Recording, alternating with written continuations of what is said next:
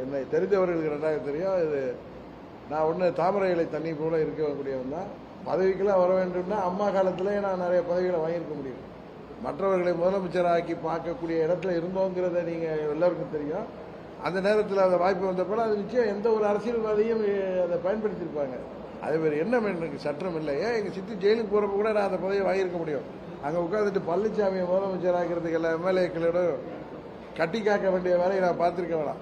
நிறைய சட்டமன்ற உறுப்பினர்கள் இவரை ஏற்றுக்கொள்ளவில்லை. அவர்களெல்லாம் நாங்கள் கன்வின்ஸ் பண்ணோம். இது எல்லாருக்கும் தெரிஞ்ச விஷயம். அங்கே இருக்கிற முன்னாள் அமைச்சர்கள்லாம் இன்றைக்கு அதை உணர்றாங்க. எனக்கு தெரியும் அங்கே உள்ள 99% பேர் இதை உணர்ந்தார்கள்.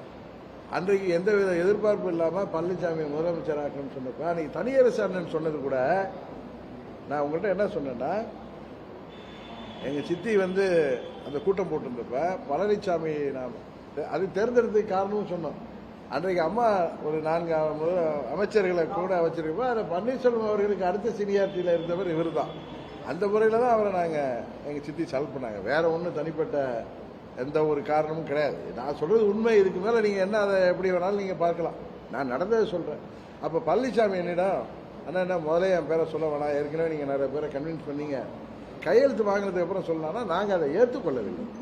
அவர் சொன்னாரே தவிர நான் உடனே நீங்கள் டிபேட்டில் வைக்கிறப்ப தினகரன் அப்படி சொன்னாரேங்க, அப்படி இல்லை. அவர் அப்படி சொன்னார். ஆனால் சட்டமன்ற உறுப்பினர்கிட்ட நான் பார்த்திபன் இன்றைக்கு வரல, எங்கள் முன்னாள் சட்டமன்ற உறுப்பினர் பார்த்திபன் கூட அவர் தான் எல்லாத்தையும் போய் கையெழுத்தாக வாங்கினார். அவங்க கையெழுத்து போகிறப்ப நாங்கள் சொல்லிட்டோம் அவங்களுக்குலாம் பழனிசாமி தாங்கிறது முன்னாடியே தெரியுமில்ல உங்களுக்கு. அங்கே நான் ஒரு 2 நாள் எல்லாத்தையும் பேச தானே செஞ்சோம். எங்கள் சித்தியே இருந்து பேசினாங்க, நாளைக்கு எது திருப்பி தப்பாக வந்தால் அதனால நைட்டை தங்கியிருந்தாங்க. உங்களுக்கெல்லாம் தெரியும். அதனால் நீங்கள் நினைக்கிற மாதிரிலாம் வேறு எதுவும் இல்லை. நாங்கள் அங்கே போய் தங்கி எல்லா சட்டமன்ற உறுப்பினர்களும் ஒற்றுமையாக இருந்தாங்க. தனியரசு அவர்கள் சொன்னது போல சின்னம்மா அவர்கள் யாரை சொன்னாலும் ஏற்றுக்கொள்வோம் என்கிற ஒரு மனநிலையில் தான் இருந்தாங்க. ஆனால் இவருக்கு பயம்.